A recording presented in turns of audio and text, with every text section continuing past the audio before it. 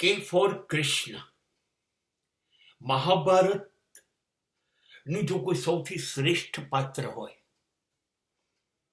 અને કદાચ મને તો એવું લાગે છે ભારતીય પરંપરામાં કૃષ્ણથી અદ્ભુત વધુ પાત્ર પેદા થઈ શકે જ નહીં.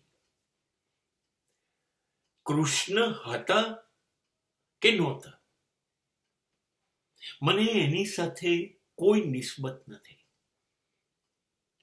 હું માનું કે કદાચ મહાભારતમાં વ્યાસનું આ પાત્ર લેખન હોય, લેખક કંઈ પણ કરી શકતો હોય તો આ લેખન શક્તિનું અદ્ભુત સર્જન છે. આ પૃથ્વી ઉપર કૃષ્ણથી વધારે અદ્ભુત સર્જન બીજો કોઈ લેખક વ્યાસ સિવાય કરી શકે નહીં.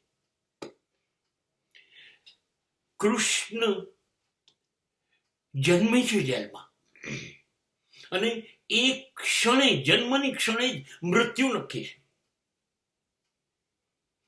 કેમ કે ખબર છે 7 દીકરી પર 8મો પુત્ર તેને મારી કાઢશે, આવું મામાને સગાને ખબર છે. અને જેવી માહિતી પહોંચશે એવા આગળ 7 દીકરીઓ મારી નાખે, 8મો દીકરો મારી કાઢશે. અને એ જ મિનિટે પિતા એને માથા ઉપર લઈને નમસ્કાર એને લઈને, અને પિતા એને યમુના પાર કરાવીને સામે ગોકુળમાં મૂકી આવે છે પોતાના મિત્ર નંદરાજને ત્યાં. તમે વિચાર કરો, જન્મની સાથે જ જેલમાં જન્મ મૃત્યુ માથા ઉપર ભટકતું, અને પિતા અને માતાને જન્મની સાથે કલાકોમાં છોડી દેવાના, અને એવી જગ્યાએ જવાનું જે એના માટે બિલકુલ અજાણી. અને ત્યાં મા બાપ એને બિલકુલ નવા મળશે, જેને જન્મ નથી આપ્યો, જે પાલક છે. અને યશોદા અને નંદ એને ઉછેરે. અને આ પાત્ર ગોકુળમાં યાદ નથી કરતું. દિવસ જાય છે એમ વિકસતું જાય છે, ખેલતું જાય છે. એ યાદ નથી કરતું કે હું જેલમાં જન્મ્યો હતો અને મારા માતા પિતા તો ત્યાં છે. આવું કશું યાદ નથી કરતો.